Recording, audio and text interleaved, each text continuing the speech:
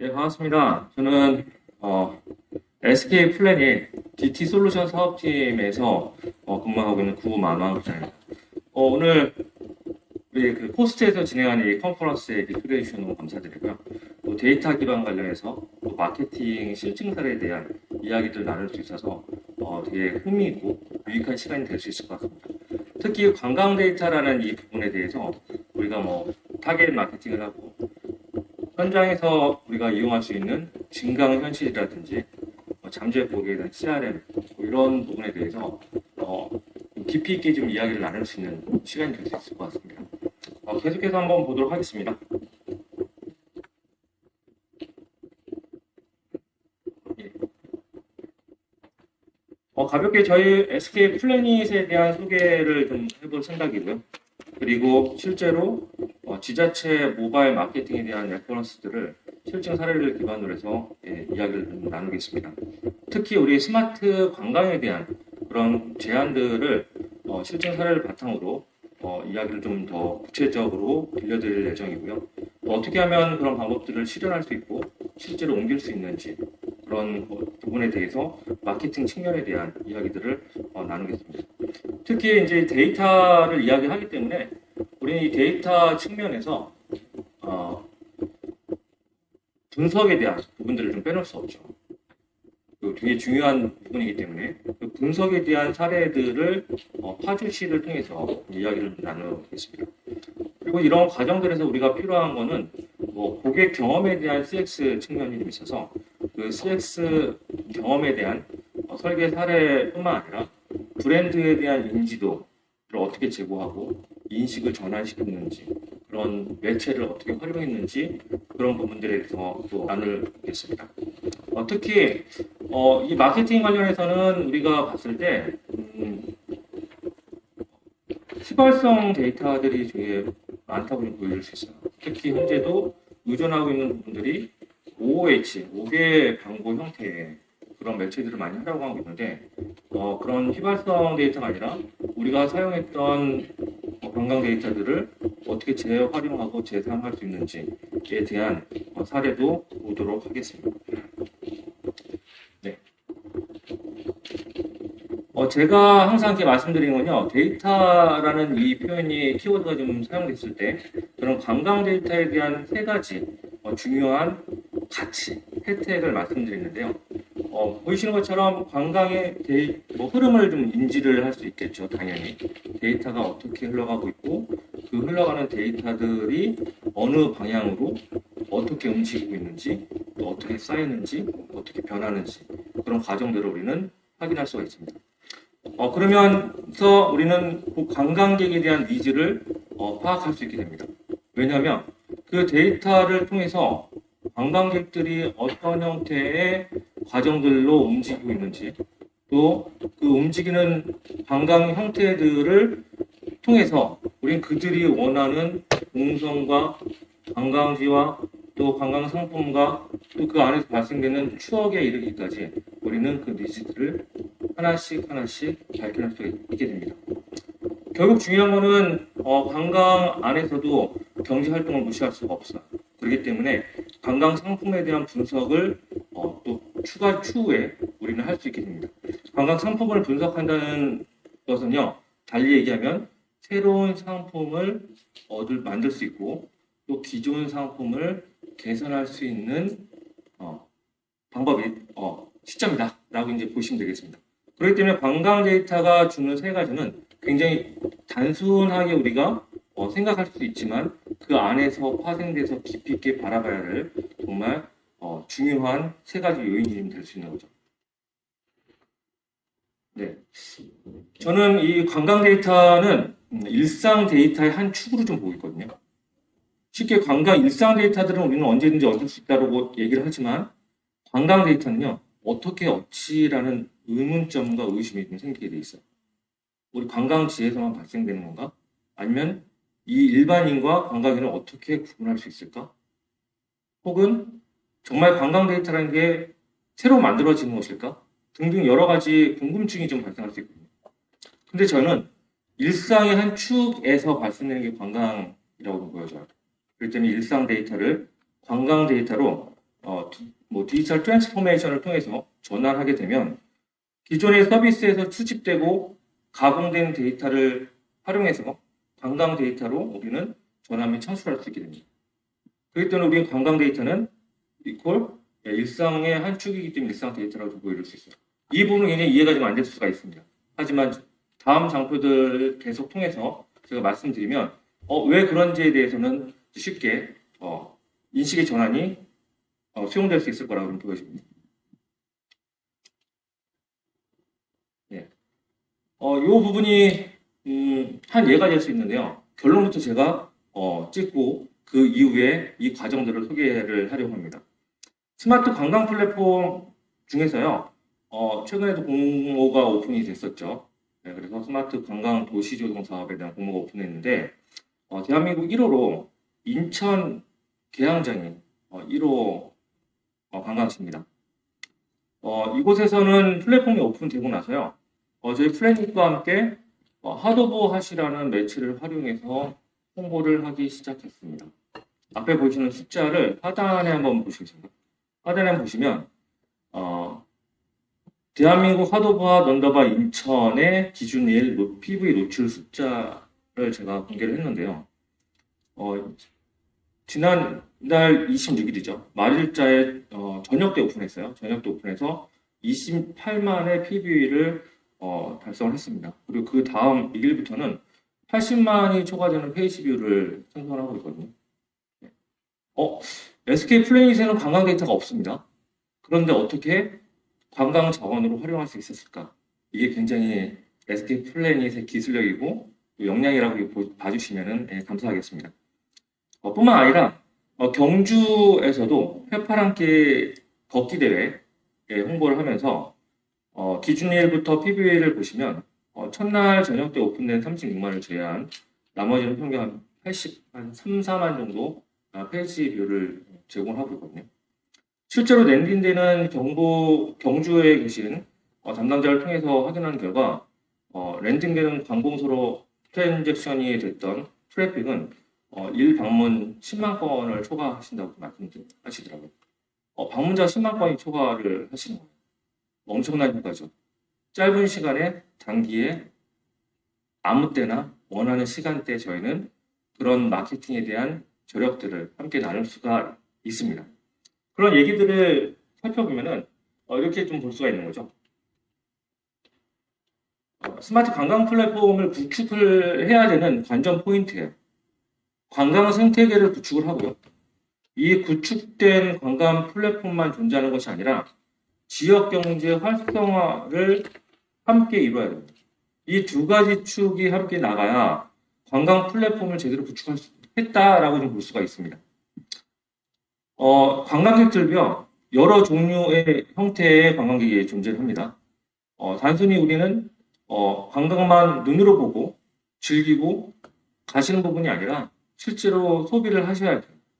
소비를 하셔야 지역 경제에 대해서 우리는 보존을 해줄 수 있고 이런 관광 생태계와 지역 경제 활성화가 선순환을 그려야 결국 관광 도시로서 또 관광 플랫폼을 도입했을 때의 그 의미를 우리는 계속 되살릴 수가 있습니다.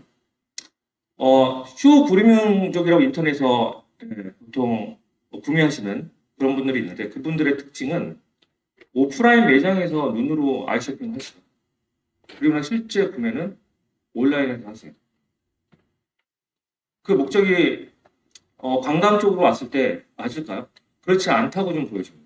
실제로 현장에 와서 눈으로 보고 맛보고 즐기는 그런 과정들이 좀 발생을 해야 되고 그래야만 지역 경제도 함께 상상할 수 있고 생존할 수 있는 그런 과정들이 병행된다고 좀 보고 있습니다. 네. 그러면 이런 과정들을 어떻게 앞서서 봤던 인천 계양장이나 뭐 경주 사례들을 보여드렸는데요. 그런 숫자들을 어떻게 만들었죠? 뭐 그런 부분들에 대해서 궁금하시기도 하실 겁니다. 그렇기 때문에 그 부분에 대해서 하나씩 그 이유에 대한 과정들을 나눠보도록 하겠습니다. SK 플래닛에서는 자체적으로 구축해서 운영하는 플랫폼이요. OK 캐시백과 실업 월렛이 있습니다. 이 두 플랫폼에는요, 2,100만 명의 회원들이 계시거든요. 2,100만 명의 숫자는요, 대한민국 5,400만 기준으로 봤을 때 50%에 육박하는 그런 숫자입니다. 플래닛에서 이 OK 캐시백과 실업 월렛에서 이 생태계를 구성하고 이 안에서의 리워드네스, 즉 보상을 함께 받으시면서 새로운 정보들을 취득하시고 또 그 정보들을 바탕으로 해서 각 매체, 관광, 산업 쪽에 필요한 활동들을 함께 일궈내고 계십니다.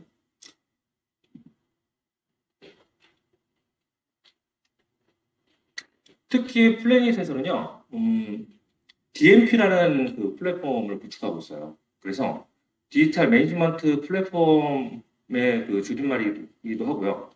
SK그룹에서 생성되는 ICT 패밀리사들, 특히 11번가, 또 SK텔레콤, T맵, 이런 데이터들이 저희 플래닛에서 DMP 안의 비실명 데이터로 활용을 할 수 있는 구도가 되어 있습니다. 따라서 초정밀 타겟팅이 가능해질 수 있는 거죠. 실제로 그렇습니다. 예를 들어서 강원도의 찰옥수수가 유명하잖아요. 찰옥수수를 11번가에서 구매했던 경험이 있으신 분들, 실제 현장에서 찰옥수수를 드시면 더 맛있을까요? 그런 포그니션들을 저희는 전해드릴 수가 있는 거죠. 그래서 11번가에서 찰옥수수를 구매했거나 검색했거나 장바구니에 받았거나 실제 결제까지 가셨거나 그런 행위들을 하셨던 각 포인트별로 저희는 관광으로 일상의 데이터를 전환할 수가 있습니다. 뿐만 아니라 실제 체감에 대한 거리의 정도를 저희는 또 자극을 드릴 수 있거든요. T맵의 목적지가요, 천안으로 되어 있어요. 천안에 대한 새로운 특산물이라든지 축제, 그분들께 저희가 제공해드리면 그분들은 반응을 보입니다. 아무리 저희가 다양한 매체를 통해서 그분들에게 포지션되는 메시지를 전달했을 때 움직이는 빈도는 그렇게 많지는 않았어요. 하지만 저희처럼 그들의 일상을 해서 관광으로 전환될 수 있도록 저희는 메시지를 드리고 있습니다. 그 메시지를 드리는 방법과 과정들은 또 뒤에서 구체적으로 말씀을 드리도록 하겠습니다. 제가 활용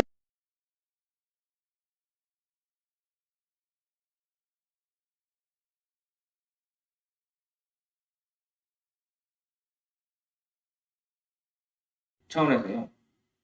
현장에서 카메라를 비췄을 때 각종 아이템이 도출을 하게 돼 있고 그 도출된 아이템을 터치해서 스탬프 형태나 아니면 캐치업해서 추가적인 이벤트 형태로 구현하는 툴입니다. 이 형태로 했을 때는 지역 특산물에 대한 부분들을 저희가 활용을 많이 했고요. 또 지역에서 발생하는 새로운 정보를 제공할 때 좀 각인된 활동들로 전달하는 그런 서비스를 좀 제공했습니다. 플레이그라운드는요, GF를 이용했는데 GF는 지오펜싱의 좀 줄임말이고 이 지오펜싱은 간단한 지리 정보를 활용한 위치 기술이에요. 굉장히 흥미롭고 재미있는 기술인데요. 최근 마케팅에서 이 지오펜스 기술을 사용하지 않으면 마케팅에 종사하지 않는다고 보일 수도 있습니다. 심지어 글로벌 기업들에서는 이 GF를 굉장히 많이 활용을 하세요. 특히 버거킹이라든지 또 맥도날드 같은 경우에는 해당 상점에 진입했을 때, 근처에 진입했을 때 본인들의 햄버거 할인 쿠폰을 메시지를 전달해드리고요. 그래서 경쟁력 있는 세일즈를 하고 계십니다. 그런 사례에 대해서도 국내에서는 어떻게 활용했고 어떻게 진행했는지 그런 부분들을 말씀드리도록 하겠습니다. 레코픽은 저희 머신러닝 기반의 AI 툴입니다. 상품을 추천해주는 툴이어서요. 기본적으로 저희는 상품이 100개 이상 됐을 때 추천의 정확도가 굉장히 높기 때문에 상품에 대한 소의 제약사항은 좀 있지만 그럼에도 불구하고 AI 기반으로 상품들을 추천하고 큐레이션 해주는 그런 툴이 되겠습니다. 인천이나 그 경주 사례를 좀 보여드린 것처럼요. 굉장히 그 페이지 뷰를 생성하고 추렸던 부분이 핫오브 핫이에요. 이 핫오브 핫은 저희가 핫하지 않으면 픽하지도 않는다라는 이제 그 정말 자신감을 좀 갖고요. 정말 아무거나 런칭을 하지는 않습니다. 정말 주요한 포인트, 주요하게 활동할 수 있는 그런 부분들에 대해서 브랜딩을 강화하는 목적으로 저희가 좀 활용하고 있고요. 최근에 핫오브와 TV가 또 저희가 연계가 됐어요. 그래서 채널 A를 통해서 저희가 자전거를 타고 가요라는 프로그램을 런칭을 했고 그 부분 관련해서 내년도부터는 단편이지만 서비스가 오픈될 예정입니다. 이런 툴들은 어떻게 활용하냐면요. 앞에서 말씀드렸던 그런 툴과 저희 마케팅 기법들을 활용해서 TV를 보고 있는 가운데 특정 메시지나 아이템, 이미지가 팝업이 되면 AR로 붙여주고 AR로 붙여주는 상황에서 그 지역의 정보와 소통할 수 있는 그런 어떤 장을 마련하는 그런 부분으로 구성이 될 예정입니다. 저희는 뭐 매스 형태로만 가는 부분은 아니에요. 실제로 핀포인트 마케팅을 하기 때문에 우측에 보시는 것처럼 만렙 사장님 양성표처럼 재기전 활동도 많이 지금 하고 있습니다. GF를 이용하고요. 타겟 표시를 이용하고 일상의 정보와 또 생활 정보들을 활용 믹스를 해서 정말 그 해당 매장이나 영업소에 발걸음을 할 수 있도록 저희가 지원을 해드리고 있습니다. 그런 서비스나 상품뿐만 아니라 전자화폐 측면에서도요. 저희가 그 제로페이 모바일 상품권도 유통 판매를 하고 있고요. 그런 거래에 대한 실적이나 정보들은 계속해서 축적되어 있기 때문에 지역 화폐를 통해서 어떤 마케팅이나 효과들을 얻을 수 있을지 그런 부분들도 저희가 교차해서 확인을 할 수가 있습니다. 대기업들이나 중견기업처럼 큰 비용을 들이는 그런 고객들만 있는 것은 아닙니다.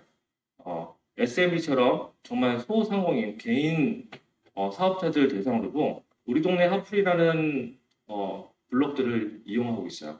이 부분은 뭐 교육부터 시작해서 일반 매장에 이르기까지 여러 유형들이 있는데 그 안에서 소상공인들에게 도움이 될 수 있는 또 소비자들이 그 상점을 많이 알고 또 적시에 그 매장에 방문할 수 있도록 저희가 시간과 장소에 대한 믹스를 통해서 견인을 해드리고 있습니다.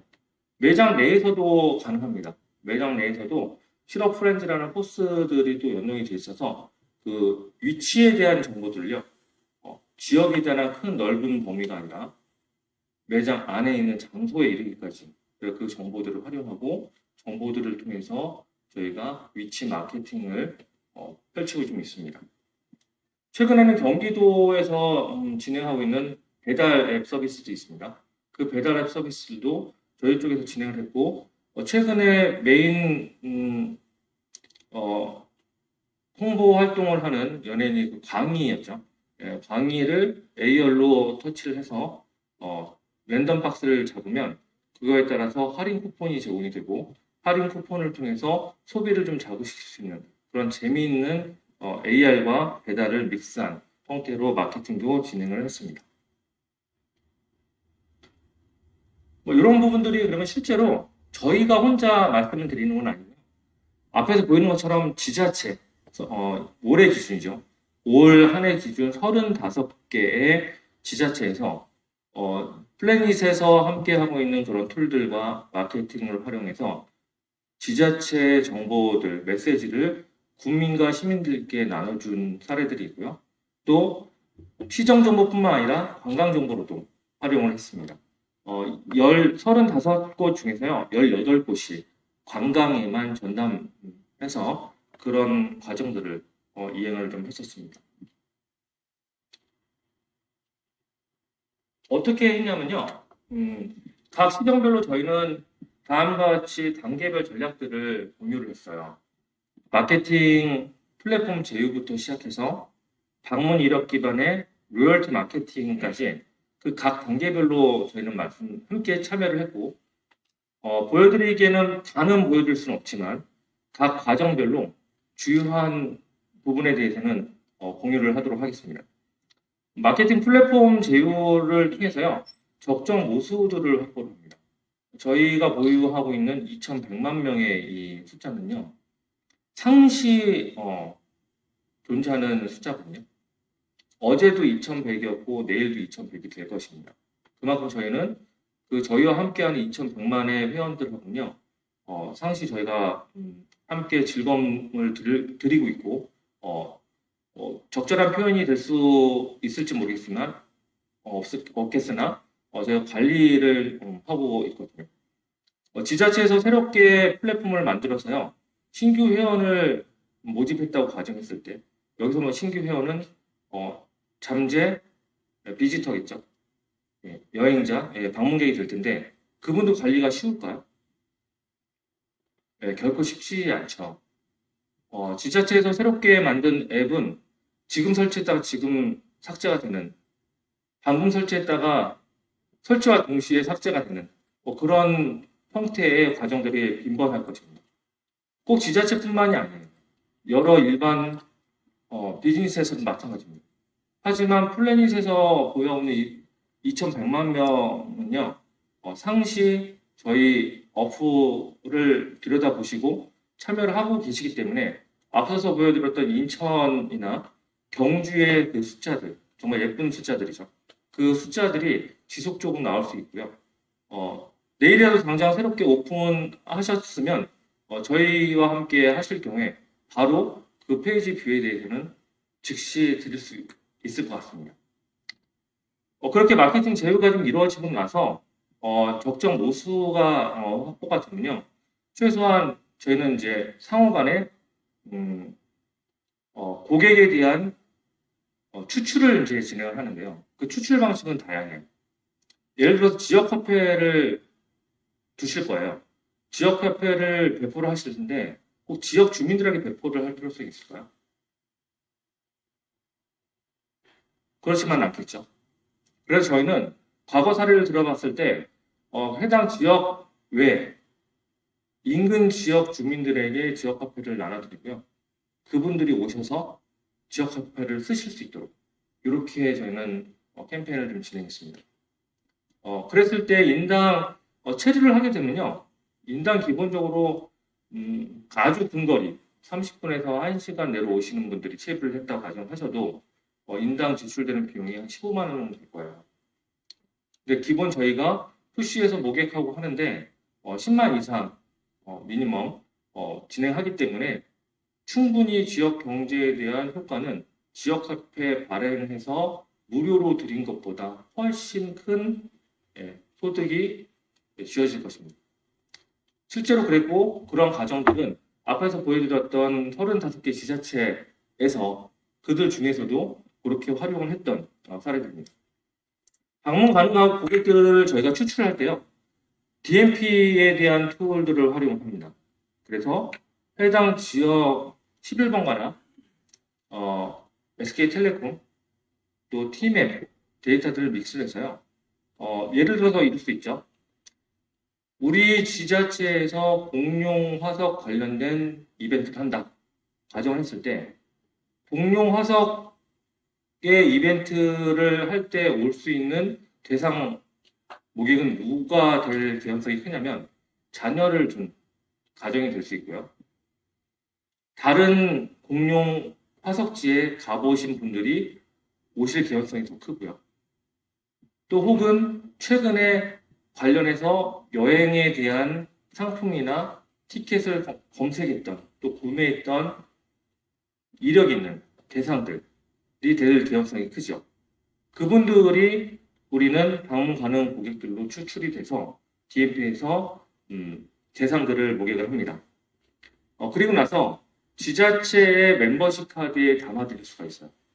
이 멤버십 카드에 담아드리면 로열티가 최행이 되는 거죠. 그래서 로열티가 확보가 된 고객들 대상으로 지속적으로 관리할 수 있는 그 멤버들의 군집을 저희가 구성을 하고 또 그 참여 유도를 위해서 온라인 마케팅을 진행을 합니다.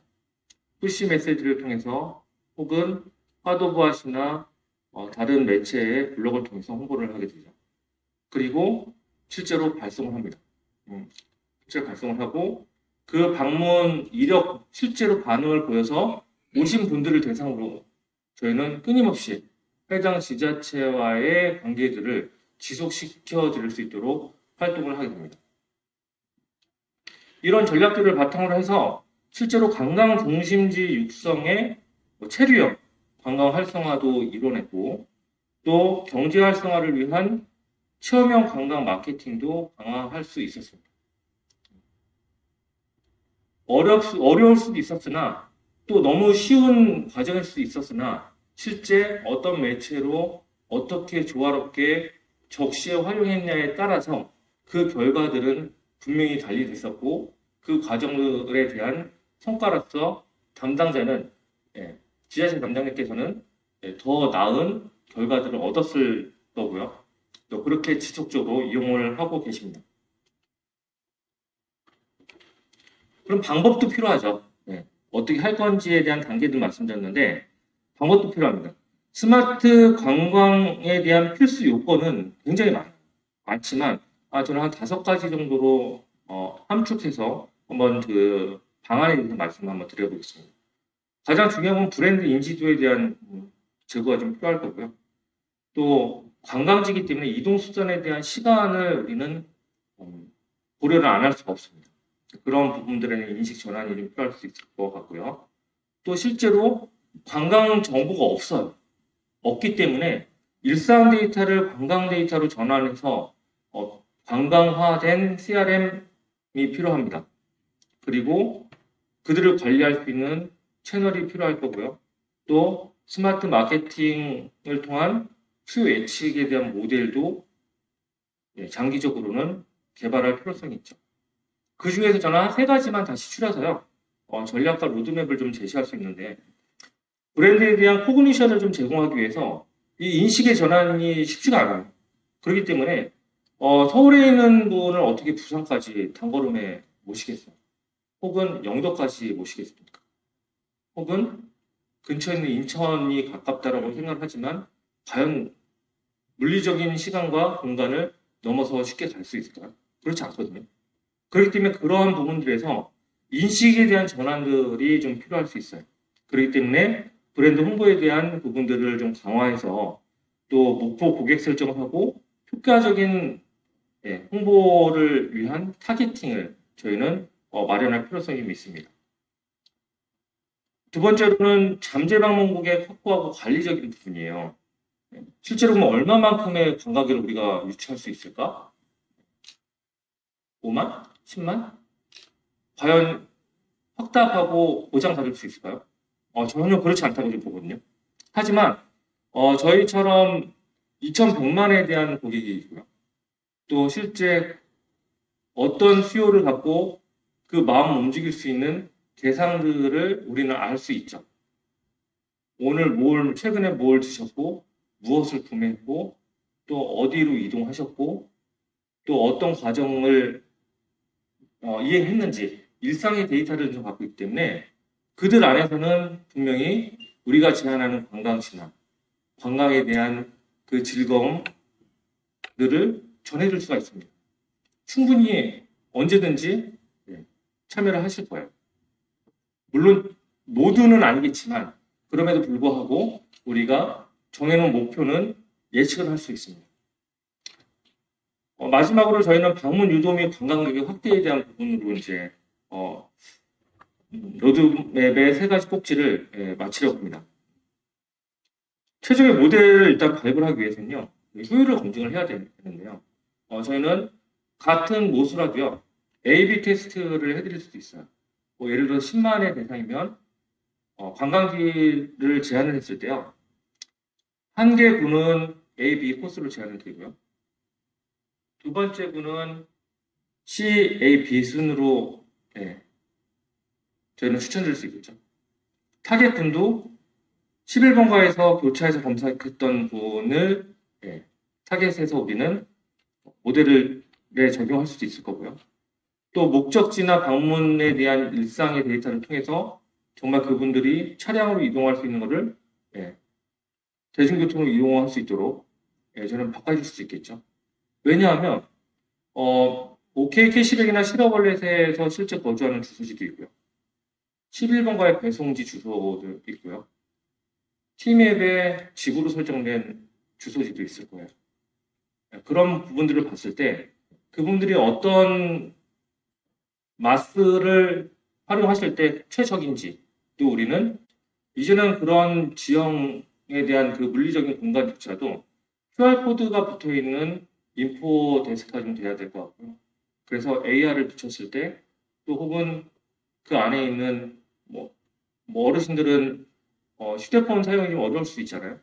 그러면 안내 전화번호를 통해서 전화를 걸면 핸드폰에 뷰 형태로 다시 보여줄 수 있는 그런 비교적인 활동들도 스마트 서비스를 통해서 진행할 수가 있습니다.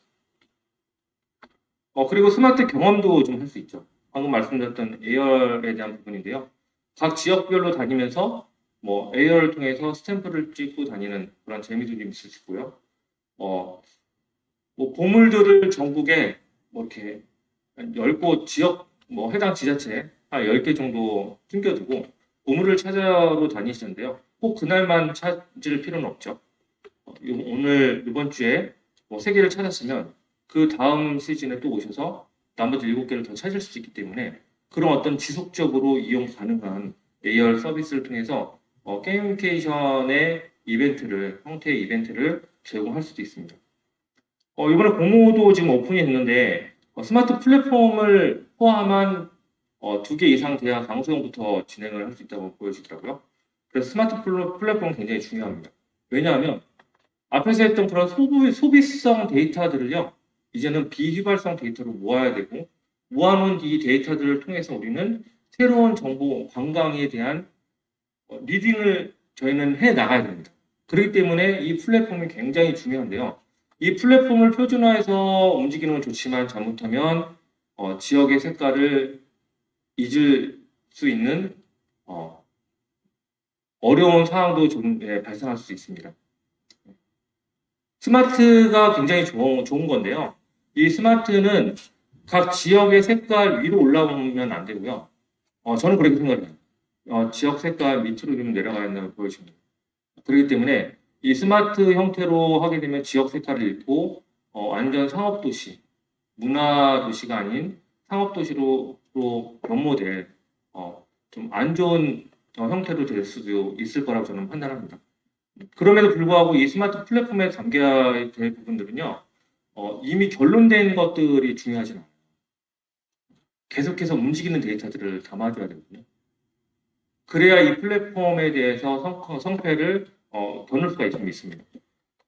당연히 플랫폼을 구축을 해야만 우리는 방문 고객에 대한 데이터 분석이라는 제가 강조했던 3가지 유형 중에 마지막 분석을 할 수 있다라는 부분에서 가능합니다. 그렇게 되면 그 안에서 이 데이터가 생성이 되면요. 이 데이터는 또 다른 데이터를 생성하기 위한 자원으로서 활용을 하거든요. 데이터는 또 다른 데이터를 생성하기 위한 자원으로 활용이 되는 거예요. 그렇기 때문에 이 플랫폼에서 쌓여있던 데이터로 누적해서 단지 집계된 데이터로 그래서로 끝나면 이 플랫폼은 아무런 의미가 없겠죠.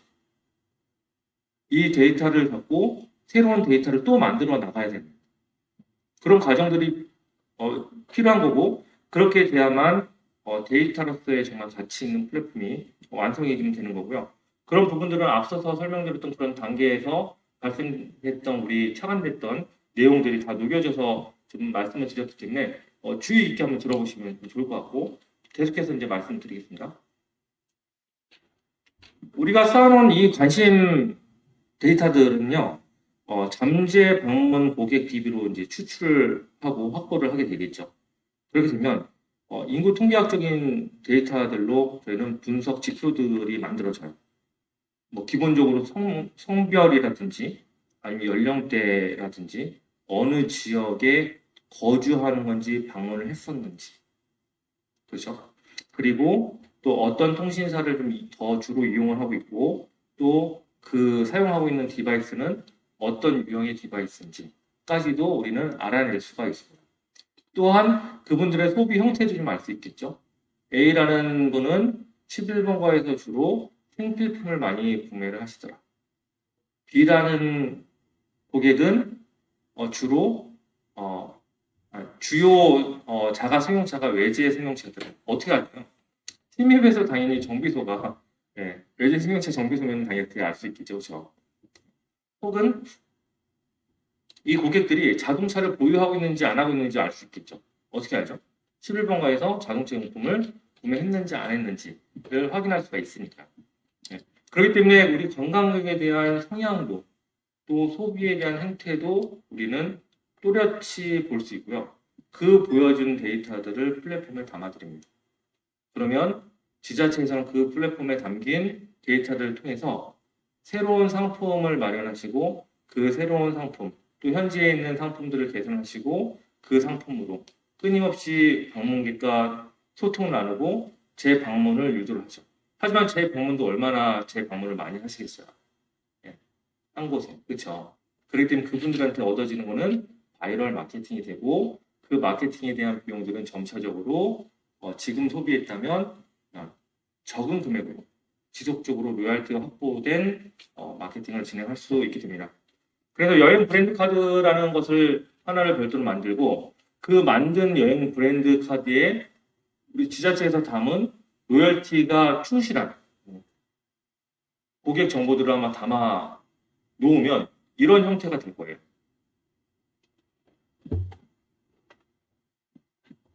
가운데 보이는 이 동그란 데이터베이스 보이시죠? 관심 고객입니다. 관심 고객 형태로 우리가 담아놓게 됩니다. 그러면 이 담아놓은 고객은요, 밖에서 우리가 전단지를 또 각종 OH를 했을 때 누가 어떻게 언제 받는지 전혀 모르시잖아요. 하지만 관심 고객으로 담아놓은 이 고객들에게는요, 언제 어떤 메시지를 드렸더니 오셨어요.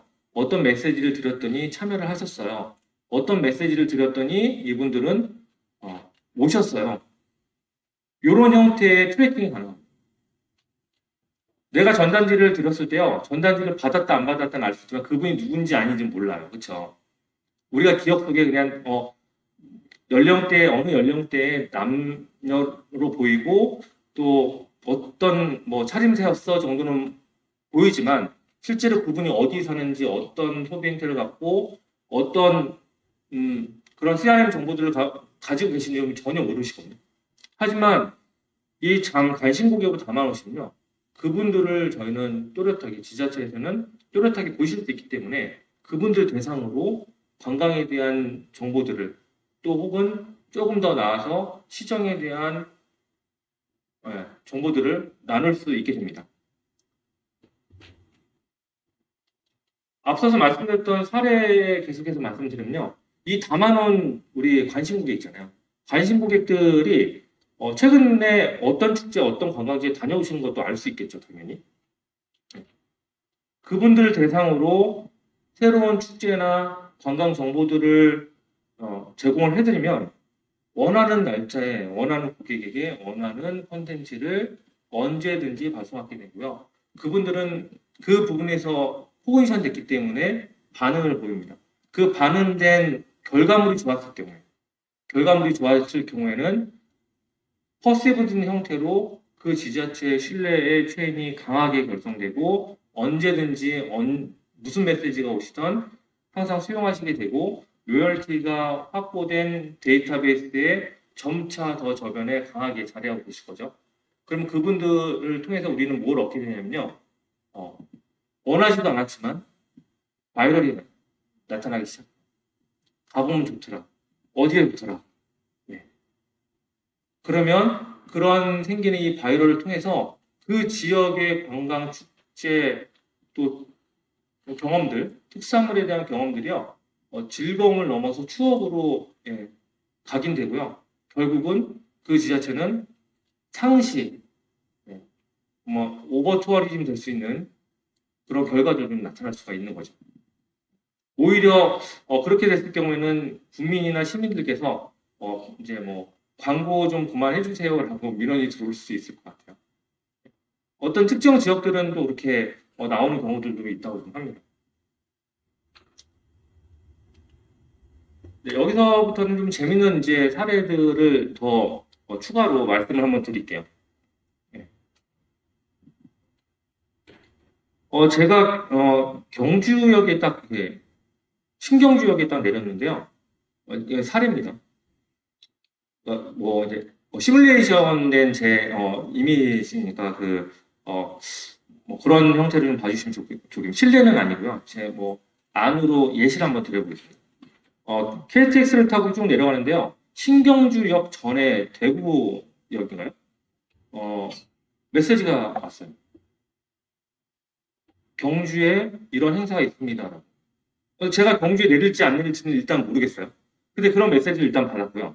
경주역에 제가 우연찮게 경주역에 딱 내렸습니다. 내렸더니요. 그 메시지에 대한 다른 상세 메시지가 저한테 또 왔습니다. 그런데 더 중요한 거. 경주역에서 시내로 내려가는 택시를 타야 되잖아요. 근데 택시 제휴된 모빌티 쿠폰이 같이 딸려서 이제 온 거예요. 그럼 저는 그 메시지를 터치를 할까요? 안 할까요? 여러분들은 하실까요? 안 하실까요? 당연히 하시지 않을까요? 일부는? 그쵸? 딱 클릭을 했어요. 했더니 30% 택시비가 할인된대요. 그러면 30% 택시비가 할인되면 신경주역에서 뭐 시내까지 나한테 한 2만 원 정도 나오니까 6천 원 정도가 할인된 거죠. 그렇죠? 그럼 6천 원 정도면 저는 어떤 기분이에요? 점심을 공짜로 먹을 수 있거나 아니면 티타임을 할 수 있거나 뭐 이런 어떤 제가 생각하는 어떤 계산이 이제 이성적으로 이제 발동이 되겠죠. 그리고 나서 그 택시를 타고 경주 시내를 쭉 가고 있는데요. 중간에 목적지 가기 전에 또 메시지가 왔어요. A 카페에서 이런 행사를 합니다. 오시면 1+1. 할인 쿠폰 적용. 이렇게 돼 있는 거예요. 그러니까 이분은 어떻게 해요? 그 카페에 딱 갔더니 당연히 여행지는 혼자 갈 수도 있겠지만 누군가랑 이렇게 동반해서 가는 경우들이 많잖아요. 봤더니 제 친구나 내 아이나 제 가족 중에 한 명은 공짜로 또 하나를 먹을 수 있는 거죠. 그 카페를 갔어요. 갔더니요, 영수증을 답하면, A 박물관에 그 관광지 갈 때요, 입장료가 무료래요. 그러면 그 티켓을 갖고 내가 원하는 나는 첨성대를 가고 싶었지만, 불국사로 오라는 거죠. 불국사까지 가게 됩니다. 근데 그 가는 경로에서 당연히 셔틀이라든지 아니면 다른 대중교통 내지는 협약된 서비스를 애용을 하겠지만 결국 불국사까지 가게 되죠. 불국사까지 갔다가요. 이제 석양도 좀 내려오는 것 같고 그런데 다시 집으로 가고 싶었어요.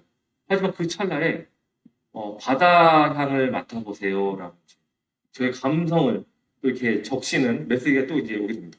그럼 저는 경주에서 무슨 바다야? 여기 내륙 아니야? 라는 어떤 그 생각을 갖고 있었던 저처럼 잘 모르는 사람들은 그런데 바다가 있단 말이야? 그럼 바다로 가보게 되겠죠. 그리고 바다에서 갔더니 맛있는 음식과 또 스티컷을 찍을 수 있는 명소들을 또 소개를 해줄 거고 그런 과정들이요. 계속해서 지속적으로 메시지를 주는데 고객들은 반응은 너무 좋은 거죠. 혜택도 있고 과정도 되게 있었습니다. 그렇기 때문에 그런 과정들을 통해서 지자체에서 발생되는 그런 관광에 대한 추가적인 경제 활동들이 부수적으로 계속 일어날 수 있고요. 그런 부수적으로 일어날 수 있는 것을 통해서 또 새로운 흥미와 그런 내용들이 있기 때문에 생태계에 대한 관광 생태계에 대한 부분들이 계속해서 병행으로 이루어지고 있는 거죠. 그래서 앞서도 말씀드렸던 마케팅에서 이 위치 정보를 활용한 이 기술을 모르면 시대 트렌드에 좀 따라가지 않다 이렇게 좀 보시면 되고 이런 쪽의 기능들과 기술들을 자주 활용하고 다량으로 응용할 수 있는 그런 부분들을 익히면 좋을 것 같습니다. 네. 파주시에 대한 관광지의 사례입니다. 그래서 저희가 지난 하반기에 좀 분석을 했고요. 관광지 5곳에 대해서 별도의 지오 펜스를 설치를 해서 가막산부터 공릉 캠핑장까지 저희가 이 5대 지역들에 대한 분석을 했거든요. 보시는 이 격자가 하나하나가 다 지오 펜스의 쉘이 될 거고요. 그 쉘 안에서 어떤 활동들을 했는지에 대한 가변 빈도 분석부터 시작해서 경로에 대한 경로 분석들, 또 그 아래에서 활동하시는 분들이 얼마나 체류하고 머물렀는지에 대한 그런 머무름, 동선에 대한 교차 등등 여러 가지들을 저희가 분석을 했습니다. 물론 이러한 부분들은 언제든지 저희 지하철과 함께 해당 특정 지역을 말씀해 주시면 저희가 지오펜스를 치고 특정 기간 동안 데이터를 축적하고 축적된 데이터로 지금 보시는 것처럼 요일과 시간대별 방문에 대한 빈도, 그리고 체류에 대한 시간, 그리고 주요 활동 지역들, 뭐 이런 분들을 공유를 해드릴 수 있고요. 특히 방문 고객이 지역 내 우리 시민이나 국민인지 혹은 지역 외 시민인지에 대한 정보들을 우리는 분류해낼 수가 있습니다. 그리고 방문자들의 주요 이동 동로, 이동 도로죠. 이동 도로들을 확인할 수 있고 이동 도로가 확인되면 이분들에게 가장 적시에 확인될 수 있는 가변 플랜카드라든지 아니면 뭐 엑스패너라든지 안내원 배치라든지 질 좋은 더 나은 친절한 서비스들을 우리는 더 밀착해서 해낼 수가 있습니다. 거주 지역 또한 알 수 있겠죠. 우리 지역에 방문한 관광객 방문한 분들이 먼 원거리에 계신 분인지 근거리에 계신 분인지에 대한 그런 거주 지역들도 확인할 수 있고요. 그 방문 지역 내에서도 A, B, C 경로로 오신 관광지를 투어를 하신 건지 아니면 B, A, C로 형태로 하신 건지 아니면 A만 있다가 가신 건지에 대해서도 저희가 그런 재료들을 함께 나눌 수 있을 것 같습니다. 사례들에 대해서 계속 말씀드리면요. CX 설계에 대한 사례요. 앞서서 말씀드린 CX 굉장히 중요하다고 말씀드렸고요. 이 CX 측면에서 최근에 정선에 있는 화엄동굴이죠. 화엄동굴은요. 입구부터 시작해가지고 출구에 이르기까지 동굴 안에서 내에서의 3개의 존을 저희가 구성했습니다. A존에 도달한 순간 거미를 잡으세요. B존에 잡은 순간 저희 종류석을 잡으세요. C 구간에 들어선 순간 황금을 잡으세요. 라는 이벤트를 통해서 AR로 재밌게 공간 내에서 활동했던 사례입니다.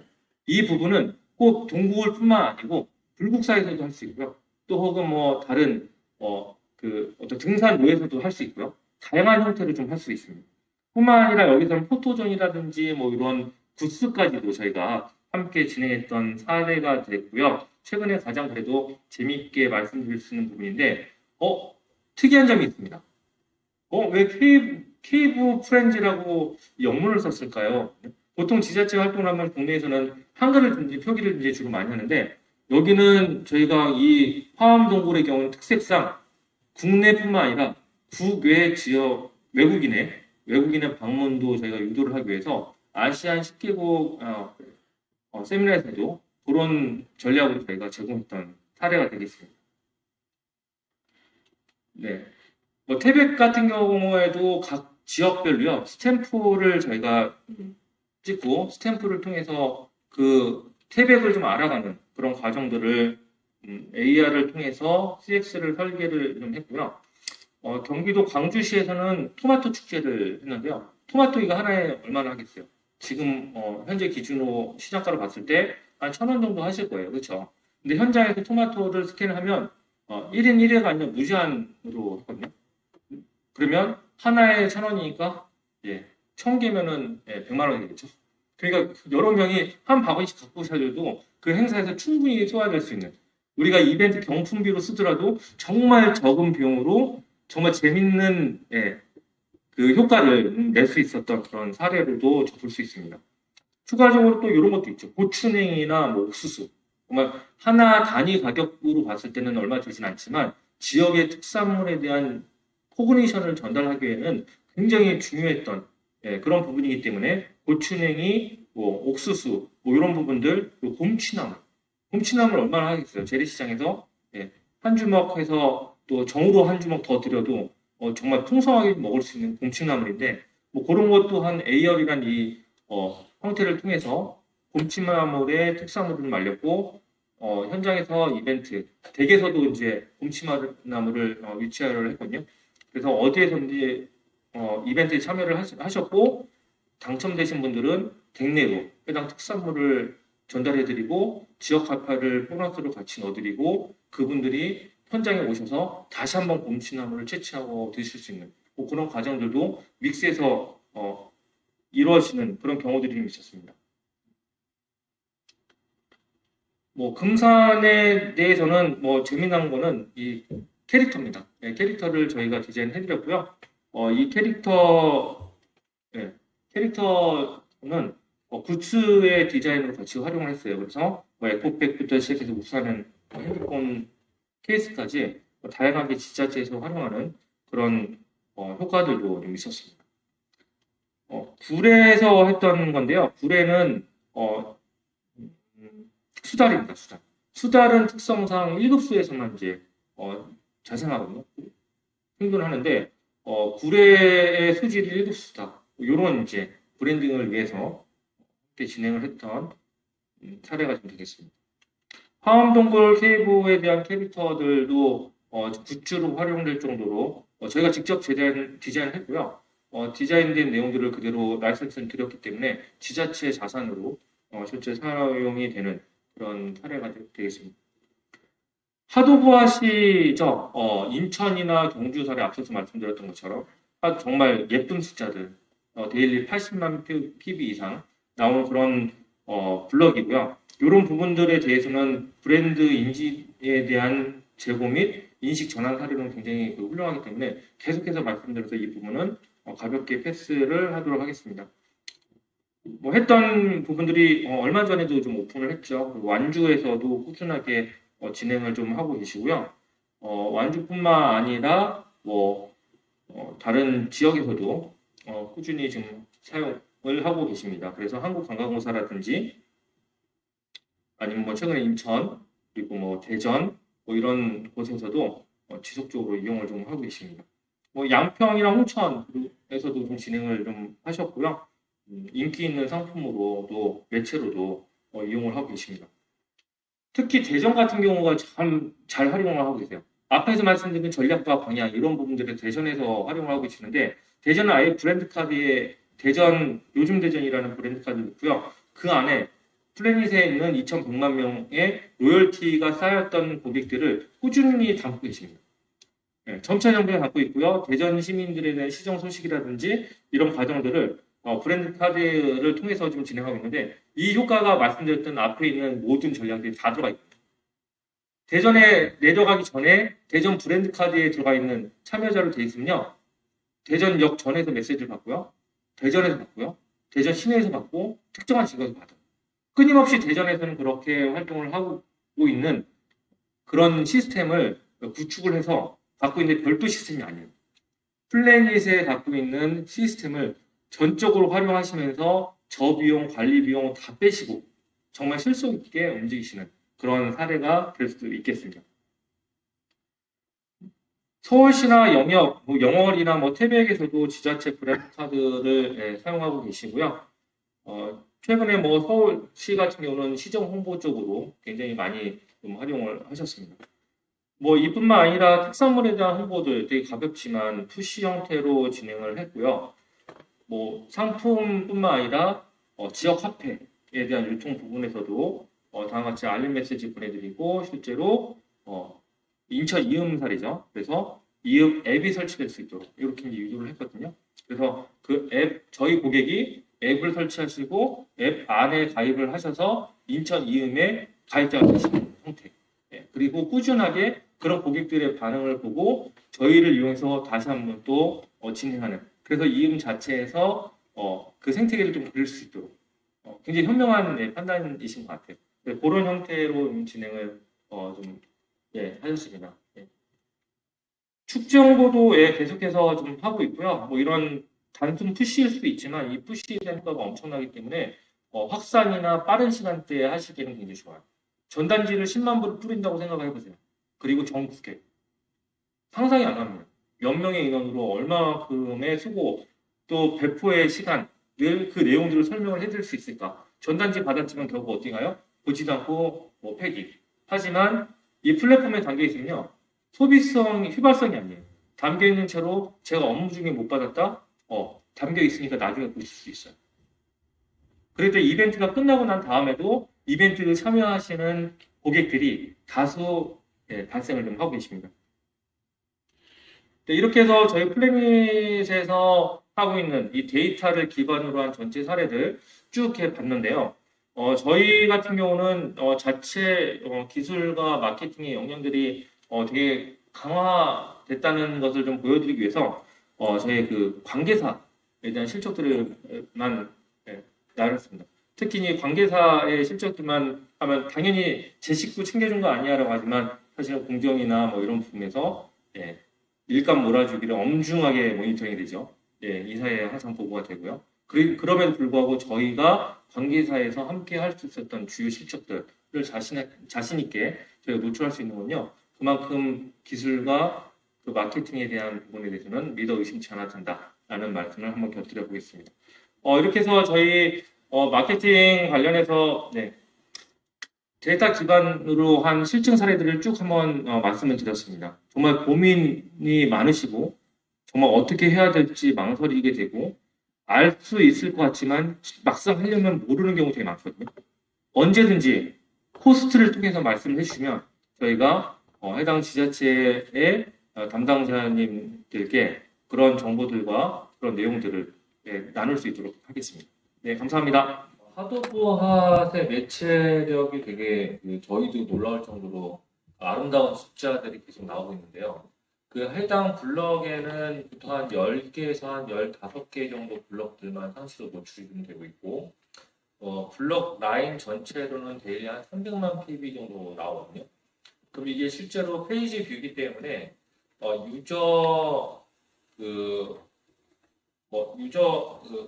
유니크하게 이제 유저 단위로 좀 보게 되면은, 저희가 한 블럭에 80만 대비 약 한 25만 정도 나오거든요. UV가요. 그러면 25만 명의 그 고객들이 실제로 해당 하드버스의 블럭을 선택을 해서 이제 보시는 그런 숫자들이 계속 좀 나오고 있고요. 그 이유는 하드버스 자체가 매거진 형태로 되어 있기 때문에 재밌게 좀 구성이 좀 되어 있어요. 그래서 인천 이지의 경우에도 좀 살펴보면은 인천 이지의 구성은 아빠와 함께 여행지를 가는 거고요. 아이와 아빠의 교감의 내용들이 그 스토리 라인을 좀 구성을 좀 하고 있어요. 그래서 친근함이 느껴지고 있고 그 친근함 속에서 우리가 그 공감을 좀 이렇게 구성을 좀 하고 있거든요. 실제로 사람들은 이성적인 부분하고 공감적인 부분들을 같이 갖고 있지만 이성적으로 봤을 때는 셀프 컨스트롤 레벨이라고 하죠. 자기 해석 수준 자체의 심리적인 거리가요. 사이콜로지 이 디스턴스라는 게 있는데 이 부분이 되게 멀 수가 있어요. 이건 관심의 대상이 아니고 또 내가 그게 왜 봐야 되지? 그게 뭔데? 라고 이제 좀 멀어지는 경우가 있는데 이 공감 부분을 좀 자극을 해서 나와 가까운 부분들을 포함했을 때 그때 이 거리가 짧아지면서 쉽게 좀 다가가는 그런 성향들이 있거든요. 그렇기 때문에 저희 하도부핫을 구성하고 있는 양필은 부장님이 저희 내부에 계시는데 이분께서 이 CX에 대한 전략들을 아주 정밀하고 세세하게 좀 디자인을 하신 이 매체입니다. 그래서 최근에 이 오픈해서 작년부터 이제 런칭이 돼서 이제 유료화가 좀 된 거고요. 유료화는 올 초부터 진행이 됐었거든요. 그 전에는 이제 그런 어떤 고객에 대한 행동들을 좀 분석을 했고 분석된 내 결과를 토대로 해서 이 블록에 대한 매체력을 조금 더 강화할 수 있었던 그런 부분입니다. 그렇기 때문에 이 전환율을 보게 되면요. 저희가 80만 뷰를 자랑을 하고 있지만 실제 저희가 미니멈으로 클릭을 유도할 수 있는 리워드는 데일리로 저희가 1만은 보장을 해드리거든요. 최소한 1만에 대한 숫자들은 보상이 되는데 이 안에서 우리는 바이럴이 추가적으로 발생하고 있는 거고 그 바이럴을 만들어내는 이 생태계가 SK 플래닛에서 갖고 있는 저력이다. 이렇게 보시면 좋을 것 같아요. 그렇기 때문에 실제로 인천 이지 앱을 설치하는 유도 형태로 좀 근본 사례를 보여드렸는데 저희가 좀 자신 있게 좀 제가 겸손하지 못한 형태로 표현을 좀 드리면 하루에 저희가 5만 건은 설치를 보장을 해드릴 수가 있어요. 엄청난 숫자거든요. 네. 네. 그런데 저희가 5만 건이 갑자기 들어가면 광고주께서 감당하기가 쉽지가 않습니다. 그래서 저희 하도보아서 오픈하고 몇몇의 지자체는 사실 좀 트래픽이 좀 과하게 좀 인입이 돼서 급하게 그 한국관광공사로 콘텐츠를 이전하는 해프닝도 좀 두 차례 좀 있었거든요. 네.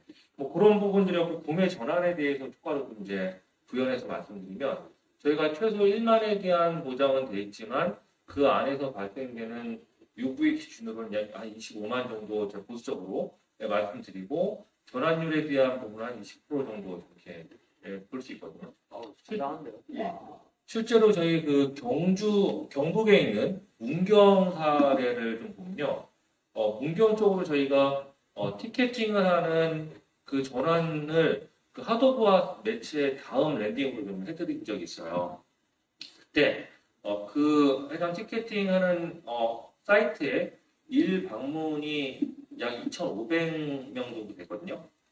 그리고 2,500명 기준으로 해서 주말 선착순 티켓이 코로나 이슈로 잘 그 판매가 안 됐던 이 4주 분량이 판매가 안 됐던 부분인데 2주차가 넘어간 3주차 마지막에 저희 하도부앗을 문경 에프랄레를 좀 이렇게 홍보를 해드렸고 사이트 인입이 3만 명이 일단은 으로 좀 확연하게 좀 숫자는 올라갔고요. 그리고 당일 2주치가 완판이 됐습니다. 네, 그만큼 효과에 대해서는 확실한데 반대로 또 이런 안 좋은 사례도 있어요. 경주의 경우는 해파랑길 관련해서 저희 인천하고 같이 앞서서 80만 뷰를 자랑하는 그 숫자를 뚜렷하게 좀 보여드렸는데 실제 경주 쪽으로 인입되는 랜딩은 약 10만 명 정도 되신다고 하시더라고요. 그리고 인입이 되고 나서 그 대상의 모객은 1,500명이긴 했는데 갑작스러운 이제 기온 변화와 또 그 코로나에 대한 그 확진자의 증가 뭐 이런 것들의 영향으로 약간 주춤했던 좀 상황은 있긴 하거든요. 그러니까 저희가 최대한 많은 고객들은 해드릴 수 있다. 하지만 랜딩되는 부분에서 그러한 부분들을 조금 더 포그니션을 좀 드리고 그 부분에 대해서 후킹을 하지 않으면 그 구매 전환이 좀 저조할 수 있거든요.